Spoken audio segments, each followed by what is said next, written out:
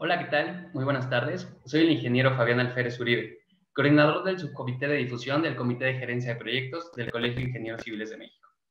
Agradecemos mucho su presencia en este cuarto webinar organizado por el Comité de Gerencia de Proyectos, enfocado en conocer mejor lo que es precisamente la gerencia de proyectos. En esta ocasión nos acompaña el ingeniero José Francisco Ponce Córdoba, coordinador del Comité de Gerencia de Proyectos, y nuestro ponente, el ingeniero Salvador Fernández del Castillo Flores, coordinador del Comité de Desarrollo Urbano Sustentable del Colegio de Ingenieros Civiles de México, quien nos hablará el día de hoy sobre cómo se lleva a cabo la ejecución de un proyecto. Muchas gracias, ingenieros, y a todas las personas que se están conectando el día de hoy por acompañarnos el día de hoy. Cedo la palabra al ingeniero José Francisco Ponce Córdoba para que nos dé un mensaje. Adelante, ingeniero. Gracias, ingeniero Alférez. Bueno, compañeros, pues hoy tenemos el gusto de estar nuevamente en contacto con ustedes, precisamente en este plan de difusión que el Comité de Gerencia de Proyectos ha implementado y que encabeza el ingeniero Fabián Alférez. En esta ocasión nos hace favor de acompañarnos un connotado miembro de nuestro comité y además gran amigo y compañero de otras lides, es el ingeniero Salvador Fernández del Castillo, quien verdaderamente es una eminencia en todo esto que les va a exponer, y yo estoy seguro de que muchas de las dudas que se presenten, él las podrá despejar. Estamos en el tercer capítulo, es la parte correspondiente a la construcción, cómo se lleva a cabo la construcción. Entonces, pues, dejo con ustedes al ingeniero Alférez para que nos dé la semblanza del ingeniero Salvador Fernández. Gracias, ingeniero Alférez, adelante. Muchas gracias, ingeniero Ponce. Bueno, leeré brevemente la semblanza del ingeniero Salvador Fernández del Castillo Flores.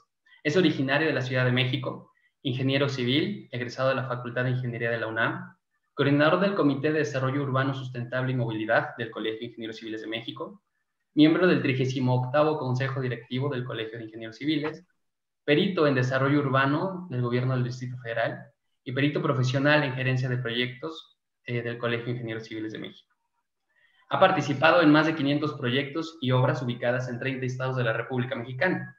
Ha sido director general de Constructora Polo durante 32 años, director general de Prestadora de Servicios para la Construcción durante 20 años y director general de GIPRO, Gerencia de Proyectos, despacho de consultoría. Ha participado en varios proyectos de relevancia nacional, como lo son la construcción del Estadio Azteca y las obras olímpicas, como jefe del Departamento de Ingeniería del Comité Organizador de los Juegos de la 19ª Olimpiada. Participó en la dirección de la construcción de Dodoma, nueva capital de la República de Tanzania, en África Oriental. Y ha participado en la gerencia de proyectos, coordinación de proyectos ejecutivos y supervisión de desarrollos inmobiliarios, plazas comerciales, museos, institutos de investigación, institutos de educación superior, parques recreativos, entre muchos otros más. Respecto a los estudios relativos a la administración de proyectos, cuenta con el programa de especialización de alta dirección de empresas IPADE, seminario financiamiento habitacional UNIAPRAVI en Santiago de Chile, programa sobre cultura y aseguramiento de la calidad en la industria de la construcción, obteniendo la certificación ISO, Total Quality Management en Estados Unidos, seminario Lead Associated sobre edificación sustentable, especialidad en evaluación de inmuebles, entre otros más.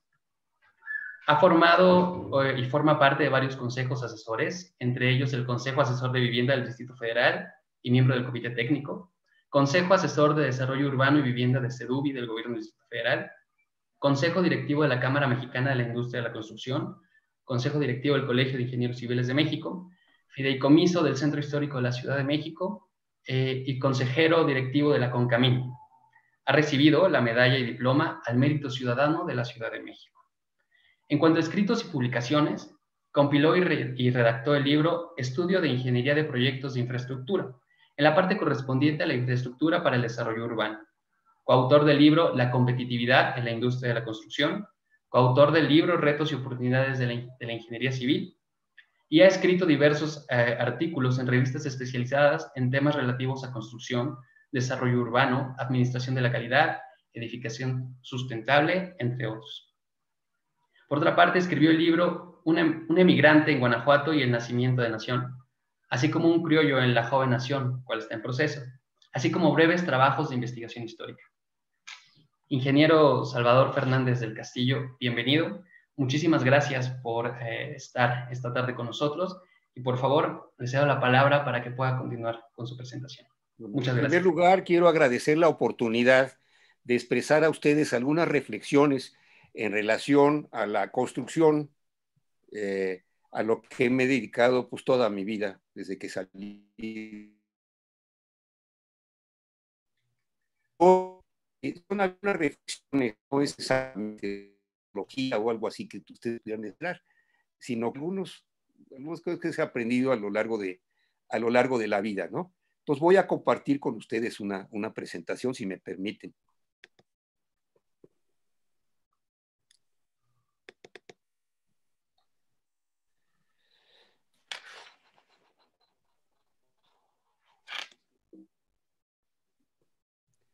Espérame tantito. No me deja ponerlo en... Mire, vamos a ver aquí, ¿qué es la construcción? Bueno, miren, la construcción ha sido parte del crecimiento de la humanidad, ¿no? Que trajo en realidad aparejados conflictos, guerras y la construcción de fortalezas, murallas y fosos. Por otra parte, pues también se propició la construcción de templos para prácticas religiosas, mitos y creencias, enormes construcciones para los cuales se requería la labor de de cientos y miles de individuos, ¿no? La construcción empezó desde que se creó la agricultura. O sea, los cazadores recolectores descubrieron que en los territorios donde el nivel freático estaba muy arriba en el suelo y que soltaban algunas semillas, pues empezaba a dar germinaban y se producían las plantitas y luego ellos las cosechaban.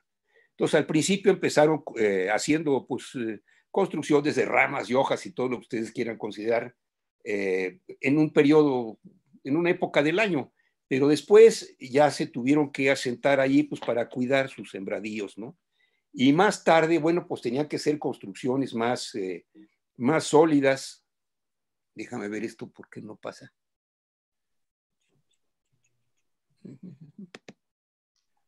Espérame tantito.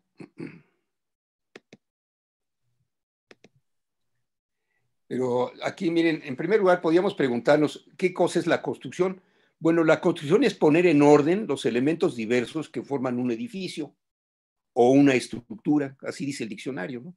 Y como les decía, todo empezó con la revolución de la agricultura, al principio temporal, luego más fija, y luego pues se empezó a juntar la gente, empezó a crecer la demografía, y entonces había cada vez más gente, se empezaron a hacer varias construcciones juntas, se crearon aldeas y luego pueblos, y luego tenían que defender su territorio de otras tribus y de otros grupos, y entonces empezaron las construcciones militares, ¿no? Y entonces también surgieron los constructores, que eran individuos con conocimientos, con la experiencia, surgieron los artesanos especialistas dedicados de por vida a diseñar y construir, porque sabían y conocían las reglas de qué claro aguanta un árbol y cuánto aguanta una columna de piedra. En fin, ellos se fueron haciendo los expertos constructores, ¿no? Y entonces surgieron los aparejadores, que eran los encargados de recabar y dirigir a estos grupos humanos que se dedicaban a hacer las construcciones. Y vemos muchos ejemplos, ¿no? O sea, por ejemplo, la parte esta de la muralla china, por ejemplo, pues yo no sé cuántos cientos de miles de gentes tuvieron que participar, o la construcción de las pirámides de Egipto, o aquí en México para hacer la pirámide de Teotihuacán, pues eran construcciones muy ambiciosas que requerían gente que supiera, ¿no? Después, bueno, surgieron las catedrales. Ustedes que vean una catedral, pero qué concepto tan existencia de materiales y de los claros y de todo eso. Y oigan, pues tienen más de 1000 años, ¿no? Más de 1000 años, hay unas desde el año 800, ¿no? En fin. Después vino la época moderna, vino la revolución industrial en la cual pues, se descubrió cómo hacer las las vigas de acero, cómo hacer las placas de acero, y entonces se empezó a hacer las construcciones, pues tenían ya el alma de acero, y entonces en Estados Unidos empezaron a construir los primeros rascacielos, porque eran ya construcciones que tenían 15 pisos o 20 pisos, y en Europa, para no quedarse atrás, bueno, pues Gustavo Eiffel, que era un ingeniero muy destacado, bueno, pues construyó la Torre Eiffel y multitud de puentes que están repartidos por todo el mundo. Y por otro lado, bueno, pues se descubrió cómo producir el vidrio plano, transparente, sin defectos, etcétera, y se incorporaron muchas construcciones, como el Palacio de Cristal en Londres, y empezaron a hacerse las fachadas con mayor cantidad de cristales, etcétera, ¿no? También se progresaron las carreteras, los ferrocarriles, se construyeron las presas, los canales, túneles, acueductos, etcétera, ¿no? Y después, bueno, pues ya más complicado, a principios del siglo XX, que ya se empezó a generalizar la electricidad, bueno, pues se tuvieron que construir plantas para generar electricidad. Y luego, pues se ocurrió ponerlas con turbinas en las presas, etcétera. Y así se fueron haciendo, ¿no? Así se fue desarrollando la construcción en el mundo, pero cada vez más sofisticada, cada vez requería de más conocimientos, cada vez era necesario que no se improvisara, sino que gente muy preparada pudiera hacer frente a los retos que implicaba la construcción. Y fíjense cómo ha avanzado. A principios del siglo XX, la construcción de las presas y de las carreteras se le otorgaba a las gentes o a los pequeños negocios que tenían las bestias de carga, o sea, que tenían muchas mulas y que tenían muchas carretas y que podían contratar mucha gente con palas y picos, ¿verdad? Y podían construir los caminos y las presas, ¿no? O represas que había en esa época. Después, conforme se fue mecanizando el asunto, ya en los años 20 y 30, por ejemplo, cuando se construyó la presa Hoover en Estados Unidos, pues ya no se le daba a los que tenían más bestias de carga, sino se les daba a los que tenían la maquinaria. Y entonces, para ser contratista, lo que tenías que tener es tener la maquinaria, ¿no? Y además, pues ya los conocimientos de ingeniería tenían que ser mucho más desarrollados y sofisticados. Miren, características de los proyectos de construcción. Mire, una de las características es que son generalmente únicos. No hay dos obras exactamente iguales, ¿no? O sea, son únicos y además el proceso es, diría yo, es como la agricultura.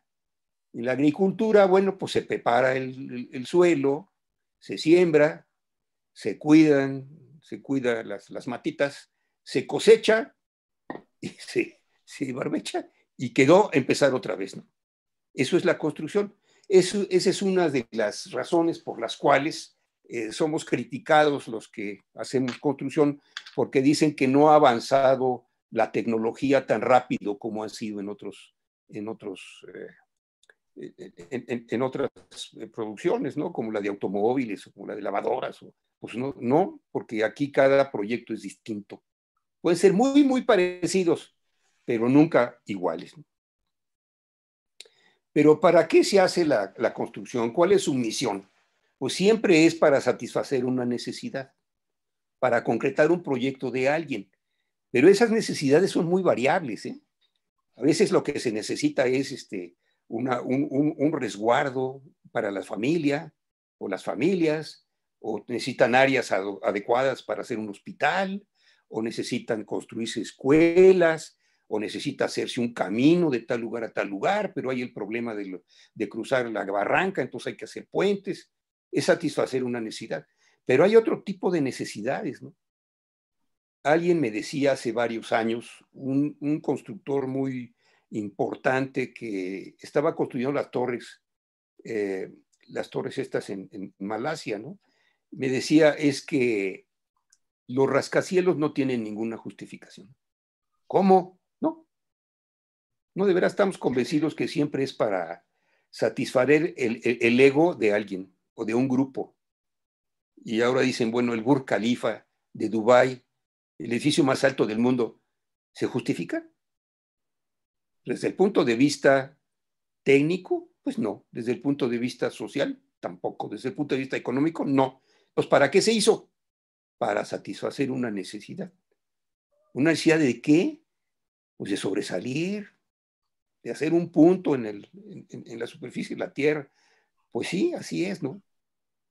Eso era mucho pues cuando se construyó la Basílica de San Pedro. No hacía falta tanto, sin embargo, pues el símbolo sigue siendo el símbolo de la cristiandad. En fin, hay muchas necesidades. Pero ¿cuáles son los límites básicos de la construcción? En primer lugar, y yo considero el más importante, es el predio. Es el predio. O sea, el predio lo tiene uno que analizar muy bien. O sea, ¿por qué? Por sus características, sus limitantes, su superficie, qué tiene abajo, dónde acaba, cómo está, ¿no? Los errores más grandes en la construcción, aún hoy día, en el siglo XXI, generalmente se dan porque no se consideró el suelo. Si ustedes piensan, oye, las inundaciones de Tabasco, pues sí, construyeron el fraccionamiento Las Gaviotas en un área que era inundable, o hace algunos años en Acapulco, que se hizo un desarrollo de Infonavit enorme sobre un terreno que era inundable. Y no sabían que era inundable, pues en realidad decían que eso pasaba, pero una vez, quién sabe, cada cuántos años, ¿no? Sin embargo, la Comisión Nacional del Agua, pues sí sabía que era inundable, ¿no? Y entonces, bueno, ¿qué sucedió? Pues no analizaron el predio, no analizaron el suelo. Y los grandes defectos son generalmente por eso. Ahora, también la construcción tiene las limitantes físicas. Las limitantes físicas son pues, que pasa un río junto o que están en un área muy expuesta a que haya deslaves, o bien no se puede porque aquí el río tiene una creciente muy grande a veces. En fin, ¿no? O hay una parte del terreno que es muy desigual y es pura roca. Pues hay limitantes físicas. Luego las limitantes legales, ¿cuáles son? Bueno, pues que hay un derecho de vía, que hay un plan de desarrollo urbano en la zona. Esas son las limitantes legales, o está prohibido construir ahí, o es un área de reserva ambiental que no se puede construir, ¿no? Luego las limitantes sociales. Muchas veces los ingenieros civiles, que somos muy analíticos, a veces nos olvidamos de las limitantes sociales. Hay gente que no quiere que se construya junto a ellos, ¿no? Hay gente que no quiere que le hagan una gasolinera en la esquina de su casa, o hay otros que no dejan construir la presa de la Parota, ¿no? Pues hay varias, o Zapotillo, pues hay muchos aspectos de limitantes sociales, ¿no? Y luego, por otra parte, hay otra limitante que es el esquema conceptual. ¿Por qué? Porque el cliente lo que quiere es esto. Oiga, pero el proyecto indica que no, yo quiero esto. Esas son otras limitantes, ¿no? En fin. Bueno, ¿con qué elementos se cuenta para la construcción? Pues en primer lugar se cuenta con el cliente. Si no hay un cliente, pues no hay construcción.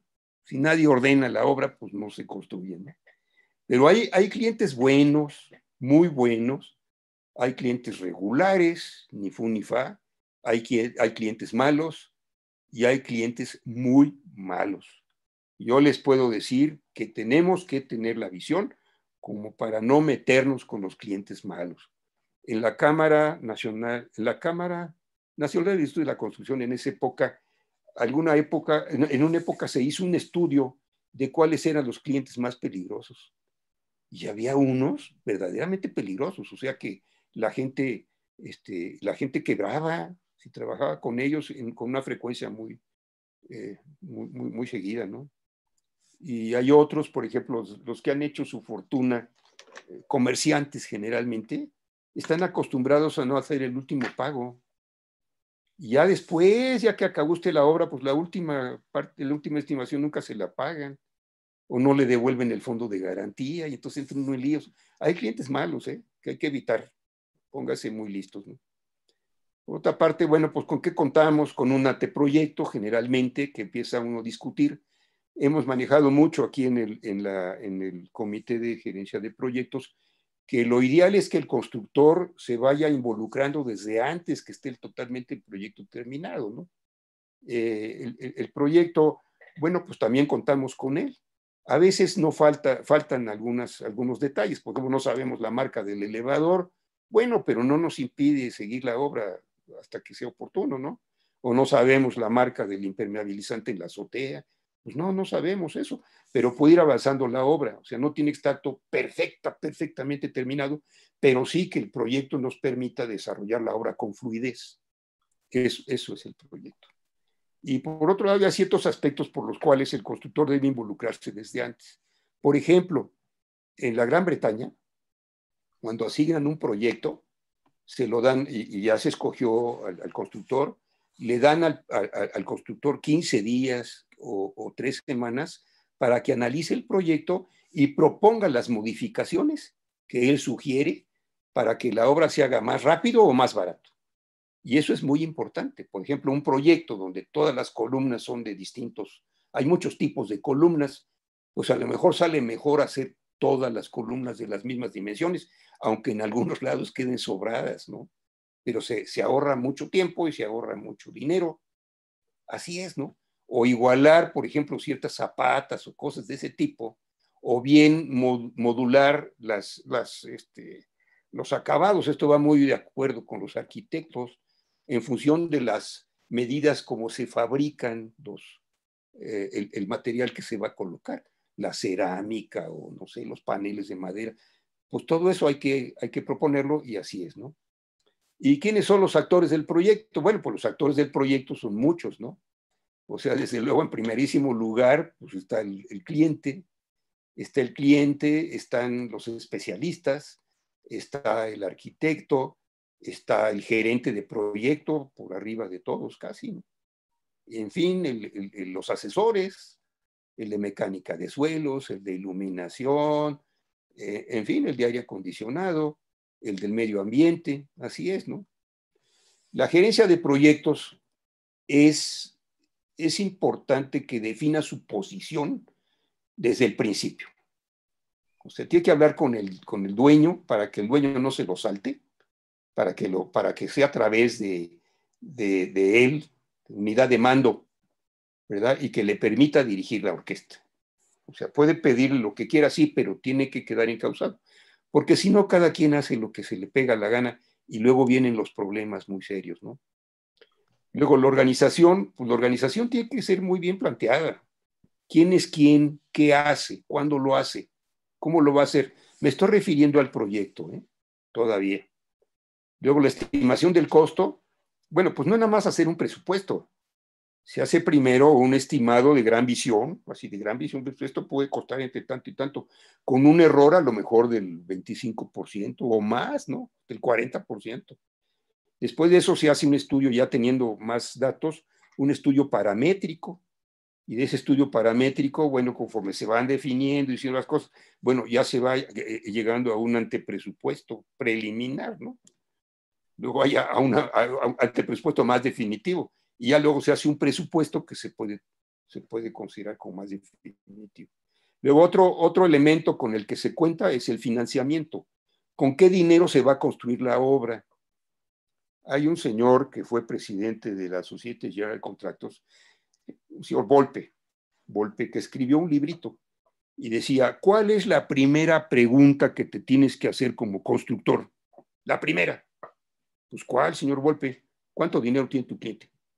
Óyeme, sí, de veras, para que no se quede la obra a medias, para que no te quedes tú a medias, trata de resolver esa duda desde el principio. Bueno, continuemos. Bueno, la asignación de la construcción, pues puede ser de muchas maneras, ¿no?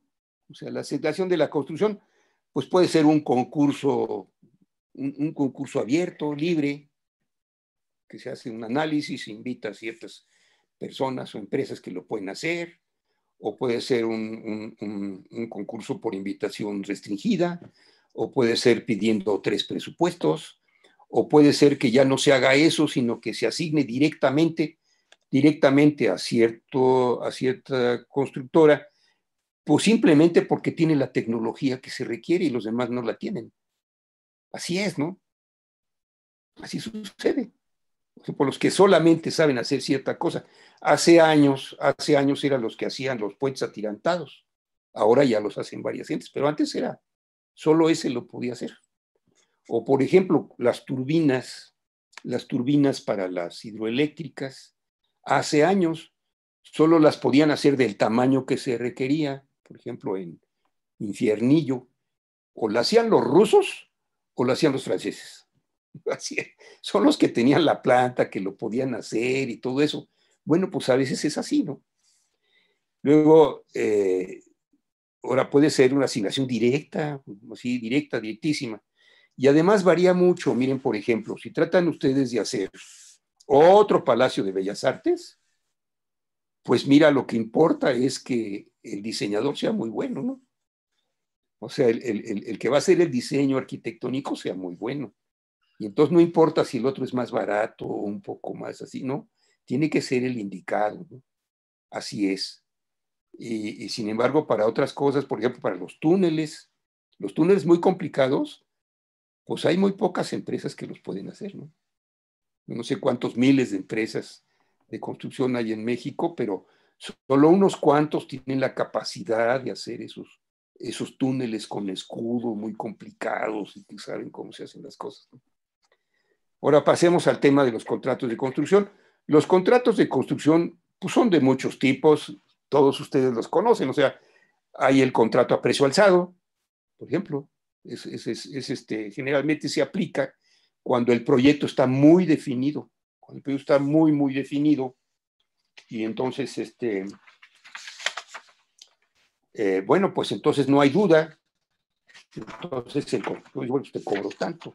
Aquí lo que pasa es la cuestión del riesgo, ¿no? Cuando es un contrato a precio alzado, pues el constructor absorbe el total del riesgo. Cuando es un contrato por administración, pues el cliente absorbe totalmente el riesgo. O sea, y entre eso, pues hay muchos tipos. Está el contrato a precios unitarios, que aquí en México tiene una gran aceptación. Sin embargo, en otros países ya no se usa. En otros países te dicen, bueno, el costo más tus honorarios. Entonces, tus honorarios son fijos. Y el costo de la obra, pues lo vamos llevando entre los dos, o sea, vamos escogiendo qué es lo más barato, qué es el procedimiento más barato, etcétera, etcétera, y así va siendo. Es como las construcciones a libro abierto, como se hacen, por ejemplo, las refinerías, en las cuales, bueno, pues el constructor ya tiene como una utilidad fija, ¿no? Y a libro abierto, o sea, lo que va costando, más el indirecto acordado, pues así se le va pagando al constructor. Hay otros contratos que son, por ejemplo, que dicen precio máximo garantizado. Tú me puedes cambiar los precios, me puedes decir, sí, pero no te vas a pasar de tanto. Así es. Y hay otros que dicen, oye, una variante dice, bueno, sí te puedes pasar, pero de lo que te pases, tú pagas la mitad y yo la mitad hasta cierto grado. Y después de eso tú pagas todo. Hay ese tipo de contratos también, ¿no? Por ejemplo, si se trata de hacer un monumento muy, muy delicado, pues no puede ser ni a precio alzado, no, ahí es por administración, ¿no? O sea, esas obras arquitectónicas son muchas veces de restauración, muy complicada, por ejemplo, un altar barroco, lo que ustedes quieran, pues eso tiene que ser por administración. Generalmente las residencias y eso pues, se hacen por administración porque el cliente pues escoge distintas cosas con distintos gustos y cambios, así es, ¿no? Pero miren, lo que es muy importante en los contratos es definir las responsabilidades. O sea, no puede ser que el cliente absorba toda la responsabilidad o que el constructor absorba toda la responsabilidad. Eso tiene que quedar muy claro. O sea, pues que quede muy definido qué se hace, ¿no? O sea, ¿quién absorbe qué, ¿no? ¿Quién define qué? Así es, ¿no? Y mire, los tipos de contrato, no hay uno que sea mejor u otro que sea peor, sino que cada tipo de contrato va según las circunstancias. En México eso no lo vemos mucho, pero en otros países sí, ¿no? Por ejemplo, hay unos que son contratos tipos ya para no discutir.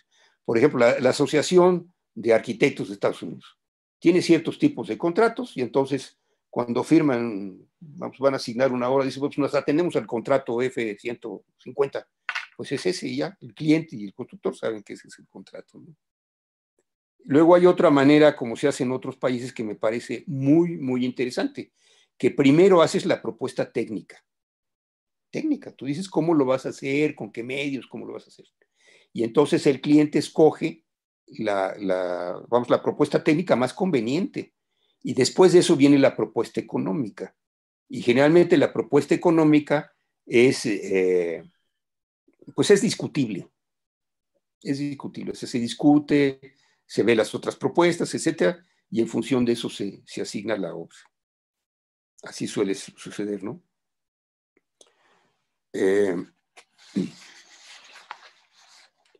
Mire, ¿qué contiene un contrato generalmente? Generalmente se definen muy bien las responsabilidades de cada quien. Eso, hay que tener mucho cuidado con eso. Se firma el alcance, o sea, de qué se trata, cuáles son los entregables, o sea, qué vas a darme por lo que te estoy contratando, con qué especificaciones, cuál va a ser la forma de pago, cuál es el tiempo de ejecución, cuáles son las fechas de inicio y terminación propuestas, cuál es la responsabilidad laboral, va a cargo del constructor o a cargo del cliente, los seguros, generalmente por daños a terceros, cuáles serían las condiciones de rescisión del contrato, cómo se resolverían las controversias. Ahora se usa mucho que estableces un grupo de expertos que deciden quién tiene la razón, ¿no? Una tercería. O bien, bueno, dices, bueno, pues todo se va a resolver en los juzgados de la Ciudad de México, por decir algo, ¿verdad? Y como les decía, por ejemplo, en el caso de Inglaterra, de la Gran Bretaña, el concepto de constructability, o sea que tú tienes que hacer un análisis del proyecto y dime cómo lo puedo mejorar. Y desde luego la parte más inicial, importante, pues es las personalidades de los que firman el contrato, o sea que de veras tengan los poderes y todo eso, ¿no? Respecto a, así son los contratos generalmente. Luego, fianzas y garantías, bueno, como todos ustedes saben, pues hay fianzas de cumplimiento, hay fianzas de la debida inversión, del anticipo, fianzas de reclamaciones de calidad, hay fianzas, pues, de varios tipos, ¿no? Hay otro tema que es la planeación para la construcción.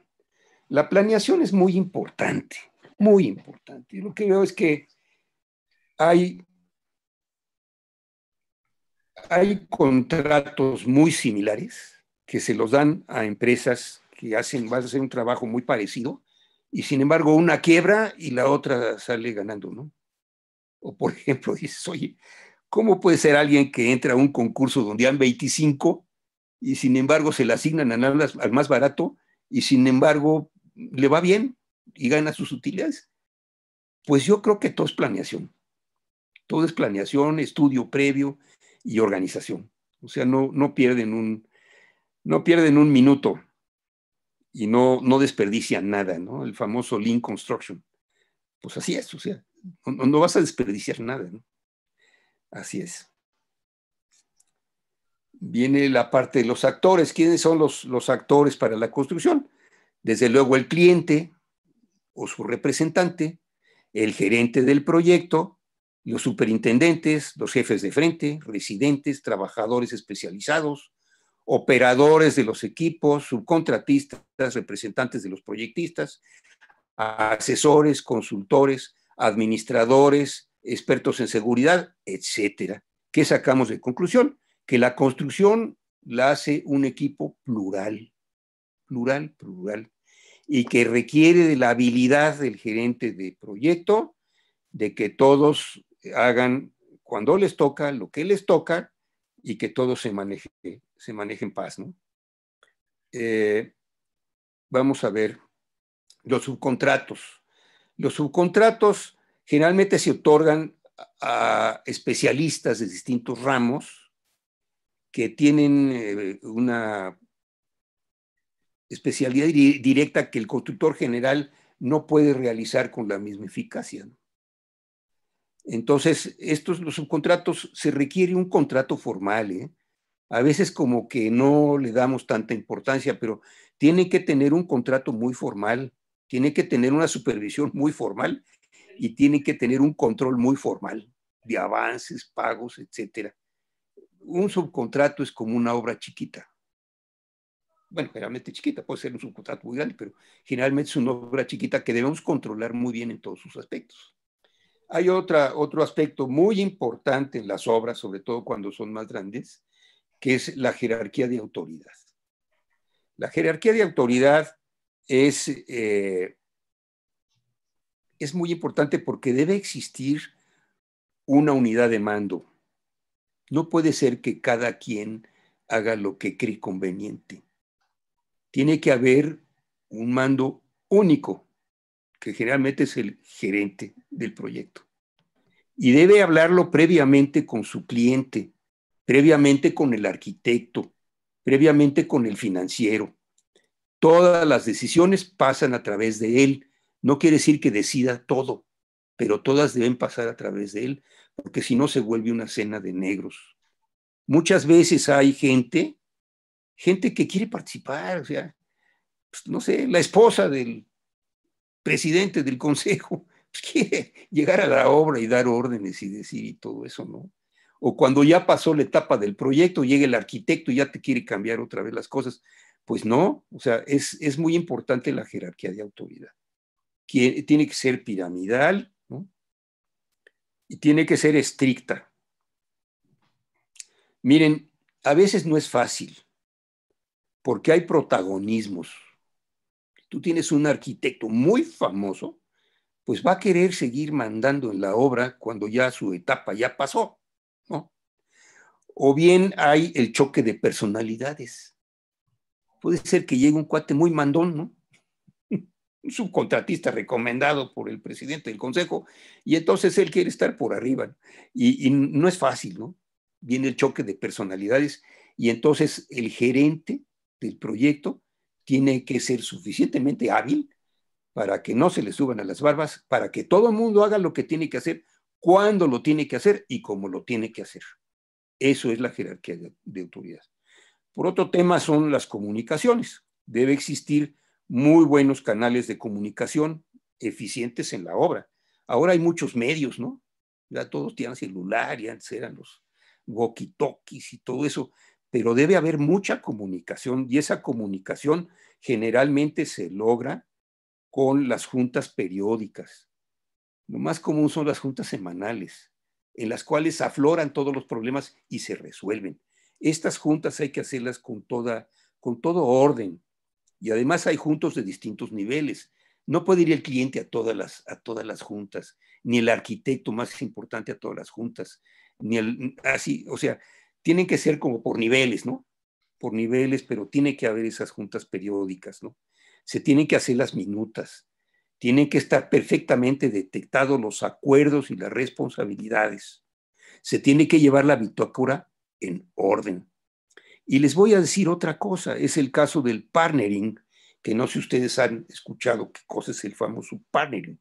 Mire, este sistema de trabajar, que tiene mucho que ver con las comunicaciones, se desarrolló en Estados Unidos hace ya algunos años.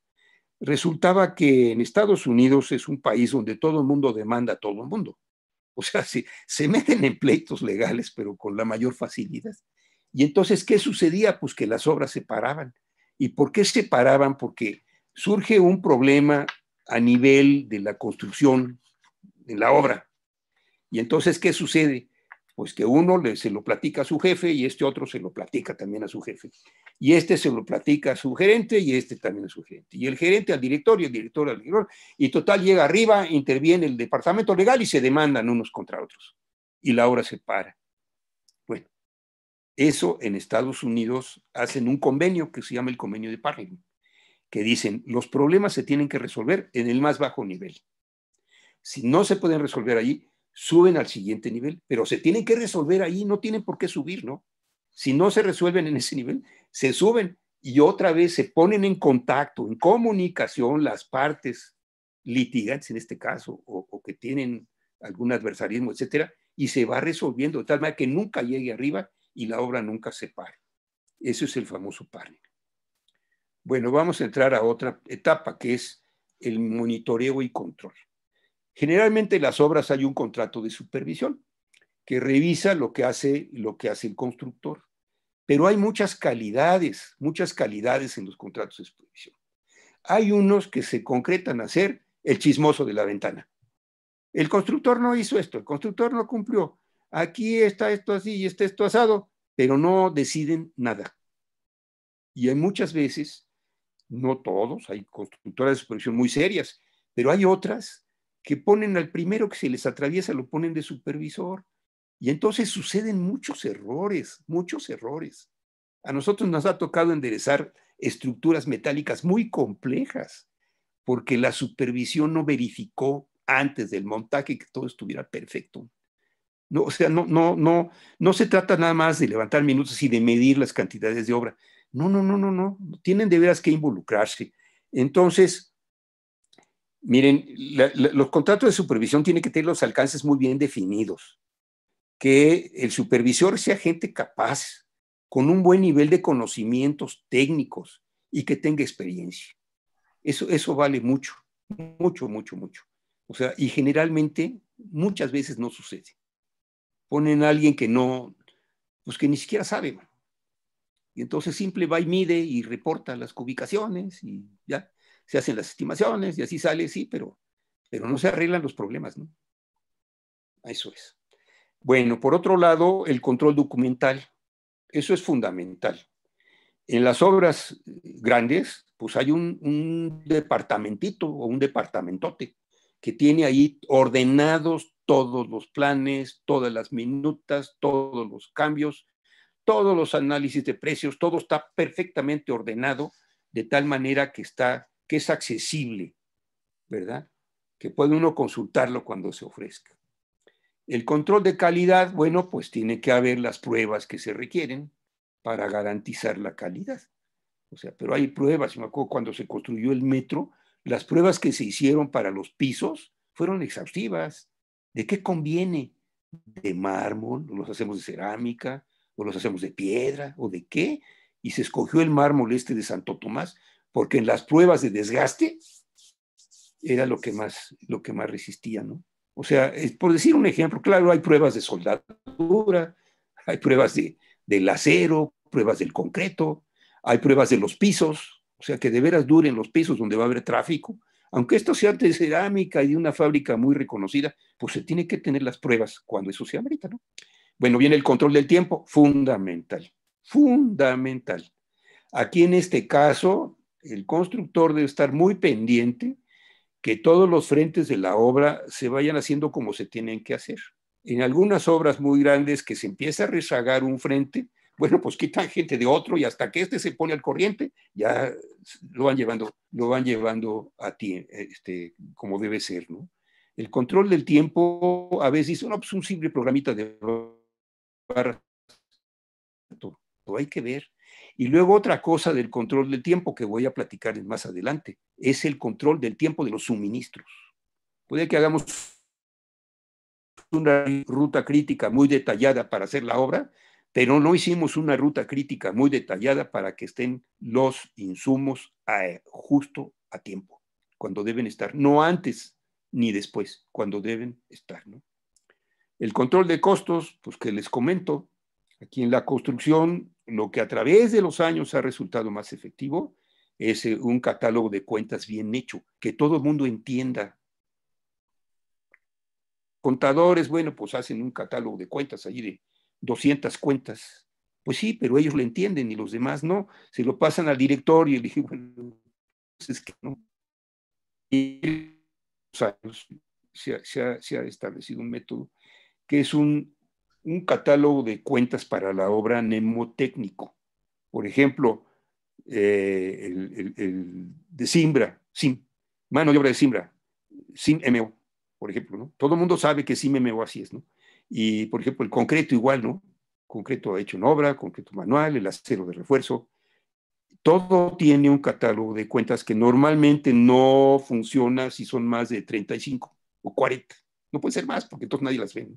Y entonces, desde el chofer que mandan en la camioneta pick-up a comprar diésel para el tractor, al traer la nota, tiene que tener la clave. ¿Para qué fue? ¿No? Y todo eso está referido a los conceptos del presupuesto.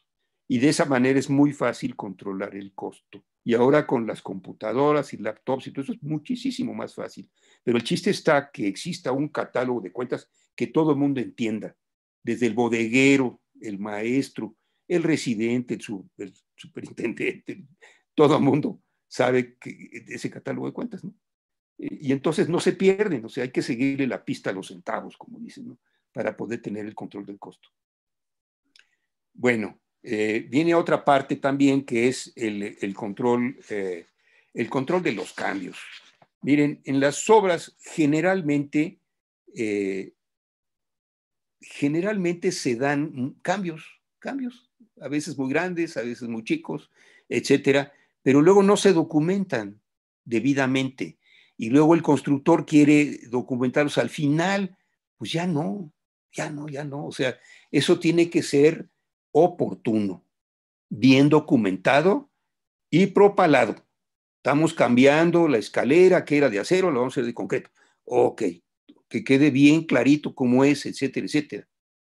Así es. Y cuando hay que hacerlo, pues tiene que haber una opinión de cómo cambia el costo. A lo mejor es para hacerlo más barato, a lo mejor es para hacerlo más caro, pero tiene que quedar muy claro, oportuno. O sea, si ustedes quieren reclamar los cambios al final, pues no es posible, ni el cliente se los va a creer, ni nada, ¿no? El control financiero, pues es muy importante, o sea, cuánto le estamos invirtiendo, contra qué estamos haciendo. O sea, el control financiero contra el avance físico, cómo vamos, ¿no? Y luego el avance físico, cuánto vale. A lo mejor el control financiero ya es que muy atrás y el avance económico pues ya es otro. O sea, la constructora ya ha gastado vez y media de lo que le han pagado, vaya usted a saber. En fin, pasemos a otro tema. Mire, los cambios y modificaciones, los conceptos adicionales es lo mismo, bien documentaditos, bien analizados y presentados oportunamente. Igual los cambios al proyecto. Todo eso tiene que quedar bien documentado, porque luego a veces al final el cliente dice, oye, ¿por qué se tardó la obra vez y media de lo proyectado? Pues porque hubo esto y esto y esto y esto, y entonces se hace una espina de pescado. No sé si usted la conozca. Ahí pone uno todos los factores que van interviniendo y que el cliente lo vaya sabiendo, no al final, ya que todo pasó, ¿no? Entonces todo esto tiene que estar acompañado de las modificaciones del programa, que tiene que estar muy bien documentado, ¿no? Las modificaciones al presupuesto, que ya comentamos, y a veces se requiere la modificación al contrato, cuando los cambios han sido sustanciales, ¿no? O cuando ha habido adendums, ¿no? Grandes, o sea, se hace mucho más obra de la que estaba contratada, ¿no? Y consecuentemente, si cambiamos el contrato, hay que cambiar las garantías. Luego, vamos a entrar a les he hablado así conceptualmente en forma muy general, vamos a entrar a la segunda parte que es la construcción, pues es en sí la empresa, ¿no? O sea, en una empresa tiene que haber liderazgo. O sea, ¿quiénes son los líderes que forman la empresa y la dirigen? Tiene que haber esas gentes que generalmente son pocas, que están dispuestas a correr el riesgo y que tienen la enjundia para sacar el negocio adelante.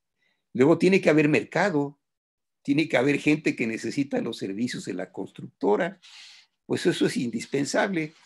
El tronadero de empresas que se da cuando cambia la economía, pues no es milagro, lo que pasa es que se cayó el mercado, ¿no? Así es. Y luego, pues hay distintos tipos de empresas. Les voy a decir que hay distintos tipos de empresas porque pues, son distintas especialidades, ¿no?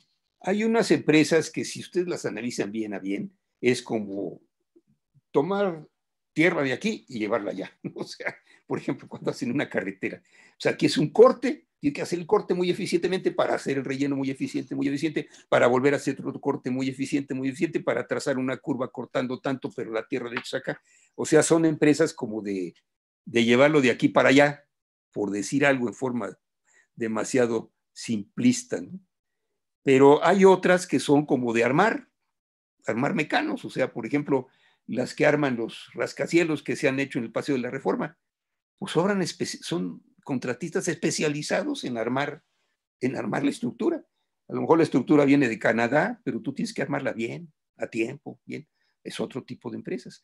Hay otro tipo de empresas que hacen edificación en general, ¿no? Hacen hospitales, escuelas, etcétera, etcétera, que tienen otras habilidades, otras especializaciones, etcétera, ¿no? Y en fin, hay las obras que hay empresas que hacen obras decorativas, hay empresas bien exitosas que hacen, pues hacen los locales en las plazas comerciales, por ejemplo, ¿no? Pues también. En fin, el tipo de empresas pues son muy diferentes, ¿no? Entonces, miren, los requisitos primarios de una empresa de construcción, ¿cuáles son? En primer lugar, bueno, pues que tenga trabajo, ¿no? Peter Drucker, que es un gurú de la administración de empresas, decía que la construcción es el negocio más competido del mundo. Del mundo. O sea, es mucho más competido que cualquier otro negocio. Hay que tener eso en mente, entonces hay que ser muy eficientes, ¿no? Entonces, ¿qué se requiere? Bueno, pues aquí en nuestro país, pues tienes que tener un local, tienes que tener una oficina, tienes que tener un despacho, luego tienes que tener, bueno, pues los requisitos legales, pues tienes que darla de alta, tiene que tener una escritura, tiene los requisitos fiscales, hay que darla de alta en Hacienda, ¿no? Luego hay los requisitos laborales, pues tienes que dar alta en el Seguro Social, en Infonavit, y en ciertas partes de la República, pues también tienes que lidiar con el sindicato antes de poder empezar tu constructora, ¿no? Luego hay también requisitos técnicos, estos yo creo que son muy, muy importantes, o sea, son el conocimiento de la actividad, si no, ¿para qué te metes si no sabes, ¿no? Que tengas experiencia, o que tengas junto a alguien que tiene experiencia, ¿no? Luego, ya una vez que se hizo lo que acabamos de decir, bueno, las funciones principales, ¿cuáles son? Pues la más importante es la promoción y ventas, ¿no? Tienes que promover tu negocio como tú quieras, pero tienes que promoverlo, ¿no? Tiene que tener también la dirección técnica, o sea, ¿quién va a ver que las obras se hagan bien y que tenga experiencia, carácter y todo para llevar a cabo la construcción?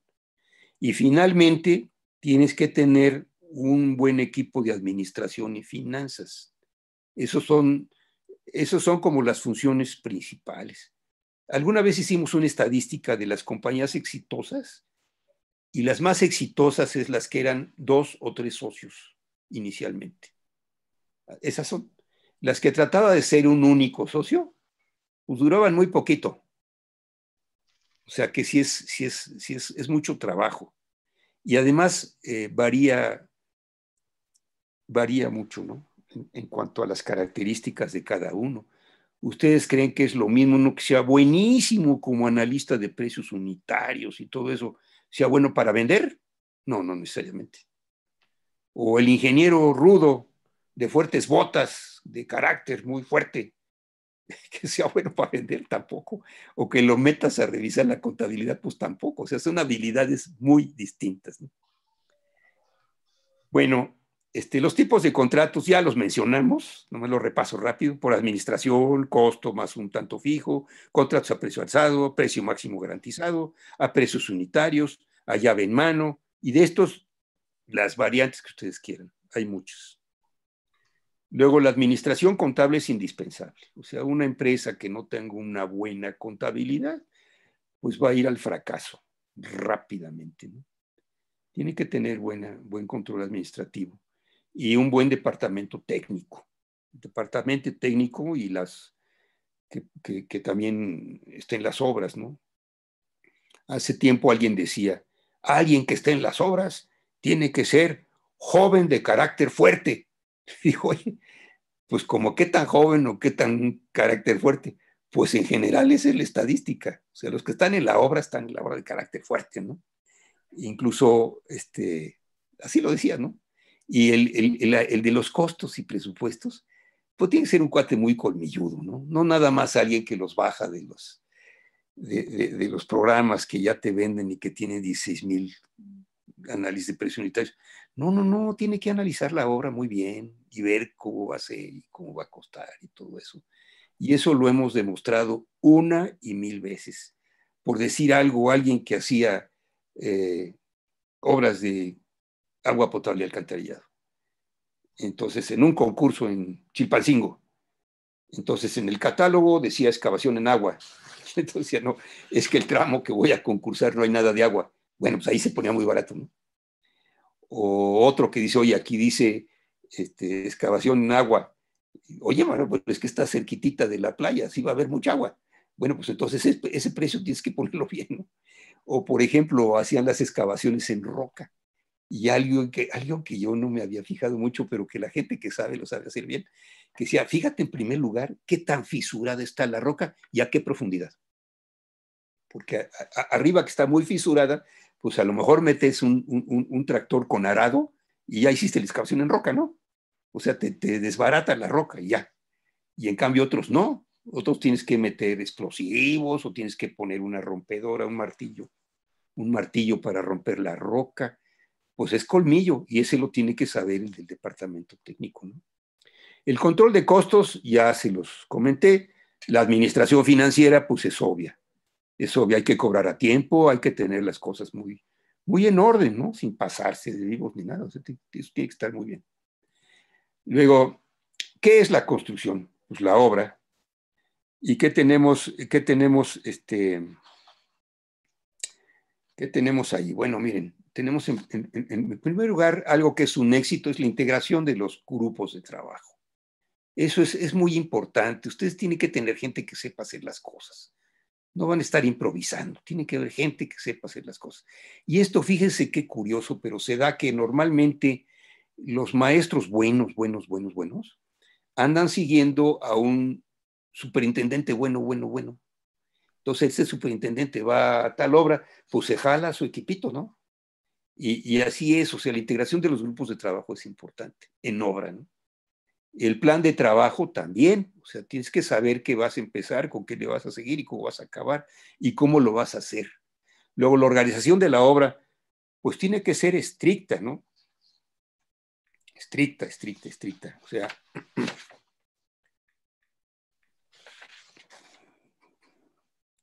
y luego residentes y superintendentes. Pues mire, aquí varía mucho en experiencia, varía mucho en conocimientos, pero como que cada quien toma su lugar.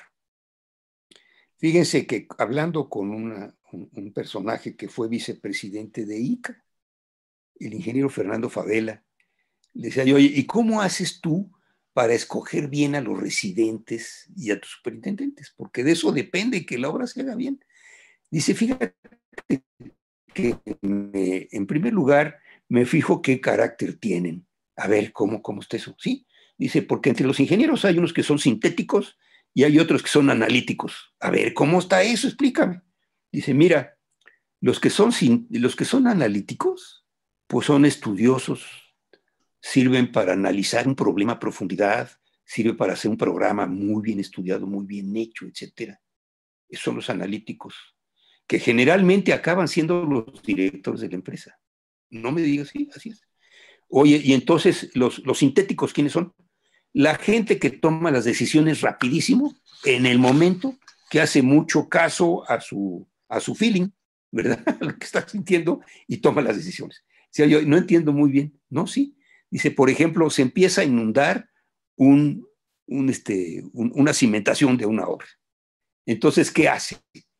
El analítico se pone a analizar cuánta agua está entrando, con qué gasto, cómo se está inundando, y entonces calcula rápidamente que necesita una bomba de 4 pulgadas, y entonces va y pide una bomba de 4 pulgadas. Ese es el analítico.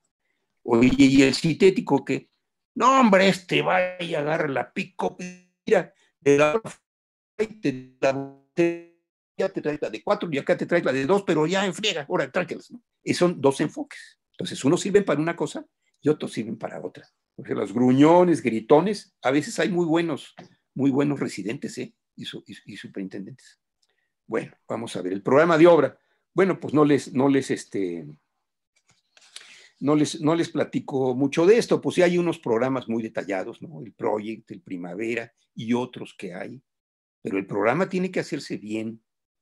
Hacemos el programa de obra, como le decía yo hace un rato, con el, ¿qué te diré? Con el proyecto, el Primavera, pero a veces descuidamos el programa de recursos. O sea, por ejemplo, ustedes tienen un piso de una cierta piedra que se tarda mucho en fabricar. Entonces tiene usted que prever, hacer un programa desde cuándo piden eso ustedes, ¿no? Las órdenes de cambio, ya lo comentamos, la bitácora ya lo comentamos. Las relaciones con el cliente son de primera prioridad. Las relaciones con el cliente son de primerísima prioridad. El cliente tiene que estar bien atendido, bien enterado, ¿verdad? Así es. Y miren, en la administración de la obra lo vemos ya un poco rápido porque se nos está acabando el tiempo, pero los suministros tienen que ser justo a tiempo. Hace mucho daño que pidan ustedes más toneladas de cemento de las que van a ocupar simplemente para guardarlas y que tenga que tener la bodega más grande o que se humedezcan y se echen a perder. Tiene que ser justo a tiempo. ¿Cuándo lo voy a necesitar? En tal fecha según el programa de construcción. Bueno, pues vete adelantando, ¿no? La parte de los equipos de construcción y de transporte. Miren, los equipos de construcción hay que tratarlos como si fueran un personal de la nómina, como si estuvieran en la lista de raya. Y entonces los equipos de construcción, pues se controlan las obras que trabajan, cómo las trabajan, igual los equipos de transporte. Y además, lo ideal es cuando tienen un solo operador. Hay viejitos que vienen manejando una planadora desde hace 20 años y la planadora es su juguete. Y entonces la cuidan y cuando está parada la pintan, le hace sus servicios y todo eso. Así es, ¿no? El control del personal de campo, bueno, pues son las listas de raya. Hay que tener tomadores de tiempo a la entrada, a la salida a comer, a la entrada de comer y a la salida. O sea, eso tiene que estar muy controlado. Una manera muy fácil de hacerlo es con el código de barras, que en nuestro país se usa muy poco. Pero con el código de barras es muy fácil, porque conforme van entrando les van tomando la barra y luego se pasa a la compu y hacen las listas de raya, ¿no? Luego los campamentos, comedores y servicios, no ahorren en eso.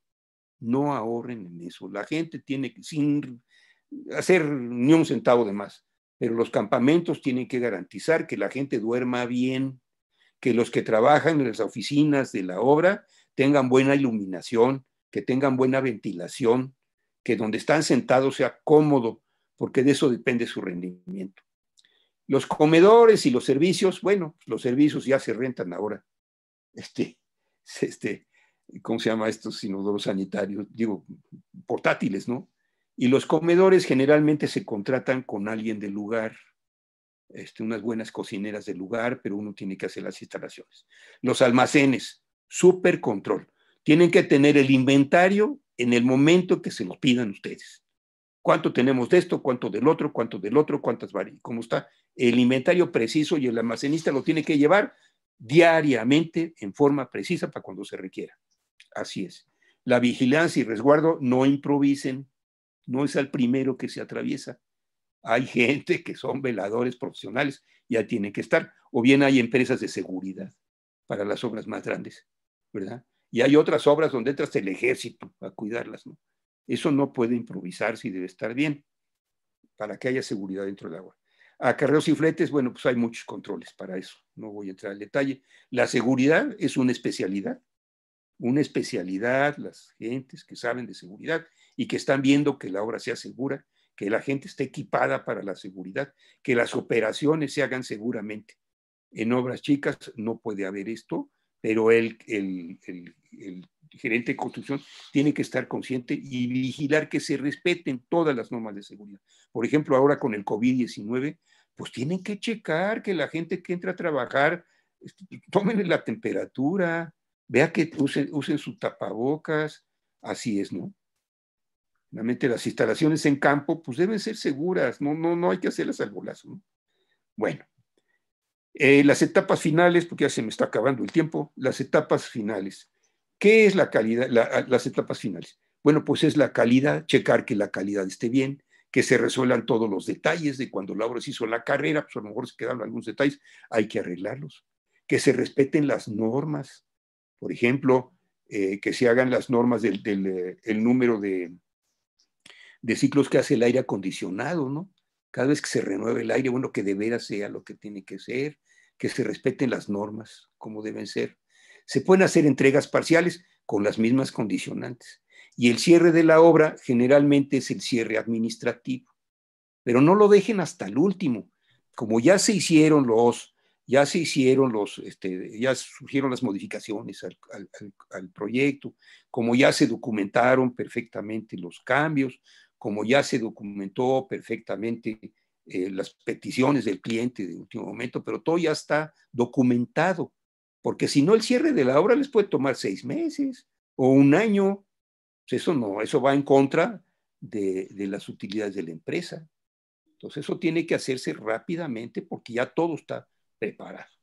Luego viene la transferencia. ¿Cuál es la transferencia? Por ejemplo, hace ustedes una plaza comercial muy grande y entonces llega el que va a ser el gerente administrador de la plaza. Pues entonces ustedes tienen que entregarle todo lo referente a la plaza en forma ordenada. O sea, mira, yo te voy entregando los locales así y así y así y así. Te estoy entregando la subestación que es así y así y así. Estos son los manuales de operación. Aquí están, estas son las recomendaciones. Hoy el sistema contra incendio, así están. Mira, aquí están las bombas, funcionan así y asado. Aquí están los manuales de operación, aquí están las instrucciones. Y además, yo te recomiendo que te quedes cuando menos temporalmente con fulanito, menganito y perenganito, para que te cuiden en lo que, o se queden ya para siempre en la operación de un edificio complejo, ¿no? Como puede ser un hospital, o puede ser una plaza comercial grande, un hotel. Pues esa etapa de transferencia sí es, ¿no? No te dejo ahí el paquete y a ver qué haces. No, no, no, no, hay que hacerlo. Lo mismo los planos as-built, que son los planos en los cuales se refleja cómo quedó finalmente la obra. Si ustedes no han venido haciendo los planos as-built, ¿qué les diré? En el último tercio de la obra, cuando la obra va a 2 tercios, pues luego les va a costar mucho trabajo, ¿eh? O sea, los planos as-built, pues tienen que irlos documentando y haciendo y todo para que se pueda entregar. Finalmente se hacen las entregas formales, ¿no? Hay actas de entrega preliminares en lo que acaban de ponerse de acuerdo y hay actas de entrega formales, ¿no? Y las garantías, pues también, oye, te tengo que garantizar 1 año contra defectos. La obra, bueno, pues requiere una fianza para eso, ¿no? Lo mismo la responsabilidad, o sea, si surgiera cualquier problema, demanda, etcétera, etcétera, pues tiene que quedar bien, ¿no? Entonces, miren, ya finalmente un comentario muy rápido sobre los procesos modernos y herramientas electrónicas. Lo que ha cambiado últimamente. Bueno, las comunicaciones satelitales, definitivamente. El aspecto de justo a tiempo, que nosotros en las obras nos ha costado mucho trabajo aprender, pero por ejemplo, las tiendas de Walmart lo saben de memoria. O sea, ¿cuándo tiene que llegar qué cosa y en qué momento y para qué? O sea, ya no me vas a traer poquitos, no me traes pallets completos, pero ¿cuándo? Tal día, tal otro día, exactamente. El justo a tiempo con las computadoras y con los programas los programas de obra bien hechos, pues se puede manejar muy bien y van mucho en beneficio del tiempo de ejecución y del costo. Los programas, hay programas de presupuestación, todos ustedes los conocen, ¿no? Que es Neodata, y en fin, ¿no? Hay muchos programas de presupuestación ahora, ¿no? Programas de planeación como el Primavera, el Project, etcétera. Y los programas y sistemas de proyecto, que era el CAD, que todavía se usa mucho, el Revit, que ya es en otras dimensiones, el BIM, que es importantísimo, de veras importantísimo para las obras complejas, ¿no? Por ejemplo, hablando con los ingleses, decían, se hizo un túnel que atraviesa todo Londres de un lado al otro, y entonces, pues había una bola de interferencias y todo. Y decía el señor, oiga, si no hubiera usado BIM, hubiera tenido que hacer 4 millones de planos. ¡Ay, tantos! Sí. ¿Y quién puede ver 4 millones de planos? Nadie. ¿O se acuerda de los funiles del aeropuerto de Texcoco? Que finalmente no se hizo. Pero los funiles se requerían varios miles de planos que nadie los va a ver. En cambio, con el BIM sí era posible. Luego el GPS es una maravilla. El GPS, o sea, que puede usted ubicar dónde está cada cosa, cómo está, etcétera. Eso es de gran ayuda, ¿no? El código de barras, que aquí se ha usado poco y en otros países se usa muchísimo. Por ejemplo, para pasar la lista de raya, ¿no? O, por ejemplo, que entran a la bodega a pedir tales herramientas, etcétera, etcétera. Pero cada herramienta tiene un código de barras. Entonces, nada más ven el código de barras y ven el código de barras del trabajador y automáticamente eso queda, ¿no? Ahora, los drones son una maravilla. No tienen la predicción de la predicción de una estación total, o sea, no me sirven para trazar exactamente el edificio, pero sí para ver la configuración y cómo está. Todo eso es muy útil. Les voy a dar un ejemplo. Por ejemplo, estaba estudiando la boquilla para una presa de la Comisión Federal de Electricidad, la boquilla en la presa de Las Cruces. Entonces la boquilla era muy irregular, o sea, era una barranca muy irregular. Haberlo hecho con el método tradicional, pues hubiera tardado meses, yo creo, ¿no?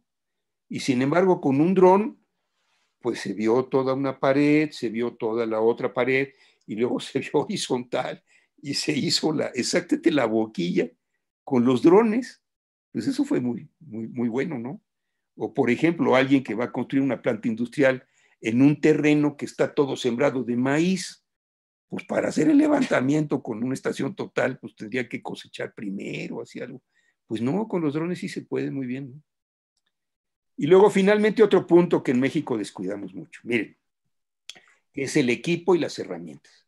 ¿Saben ustedes, cuando uno analiza la productividad de los obreros en nuestros vecinos del norte, que generalmente son mexicanos, ¿por qué rinden mucho más allá que lo que rinden acá?